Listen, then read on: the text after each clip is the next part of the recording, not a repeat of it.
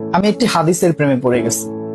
হাদিসটা হচ্ছে ঠিক এমন যে যখন বান্দা একটি ঘরে কান্না শুরু করে এবং তখন আল্লাহর ফেরেশতারা বলে যে আল্লাহ তোমার এই বান্দাটা কি জন্য কষ্ট পাচ্ছে, এবং ফেরেশতারা আল্লাহর কাছে কান্নাকাটি করে বলে যে তার মনের ব্যথাকে তুমি আল্লাহ কমিয়ে দাও। তখন আল্লাহ তাআলা বলেন যে আমার বান্দা এমন কোনো কিছুর মায়া পড়েছিল বা ভালোবেসেছিল যা আমার চাইতে সে বেশি ওই জিনিসটার প্রতি ভালোবেসে ফেলেছিল।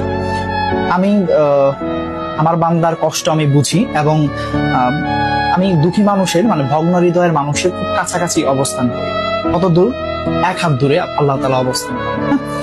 এবং আরেকটা কথা হচ্ছে, ফেরেশতারা তখন বলতে থাকে আল্লাহ তুমি চাইলেই কি সেই বান্দার সেই অভাবগুলো তুমি পূরণ করতে পারো না?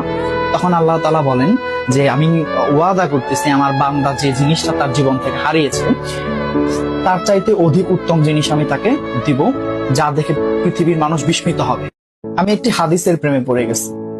হাদিসটা হচ্ছে ঠিক এমন যে যখন বান্দা একটি ঘরে কান্না শুরু করে এবং তখন আল্লাহর ফেরেশতারা বলে যে আল্লাহ তোমার এই বান্দাটা কি জন্য কষ্ট পাচ্ছে, এবং ফেরেশতারা আল্লাহর কাছে কান্নাকাটি করে বলে যে তার মনের ব্যথাকে তুমি আল্লাহ কমিয়ে দাও। তখন আল্লাহ তাআলা বলেন যে আমার বান্দা এমন কোনো কিছুর মায়া পড়েছিল বা ভালোবেসেছিল যা আমার চাইতে সে বেশি ওই জিনিসটার প্রতি ভালোবেসে ফেলেছিল।